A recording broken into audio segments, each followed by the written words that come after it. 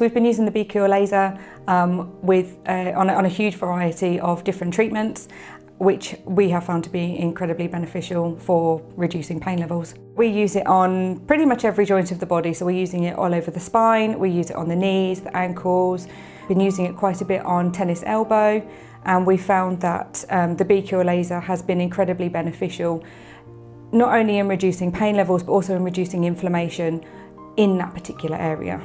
I've had a client most recently come in with lower back pain, and we found it to be one of the very, very deep muscles in the QL, for example, which is a very, very deep muscle in the lower back. It's a core muscle.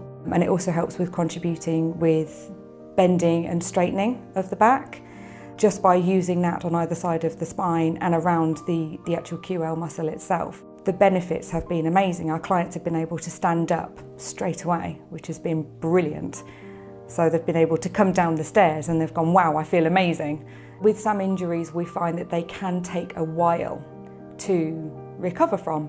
Being able to offer a BQL laser is just amazing, and we're finding that a lot of our clients are asking, they're coming in and they're saying, please, can you use the BQL laser on us, because we love it. We've noticed a huge difference to when you have used it to when you don't use it.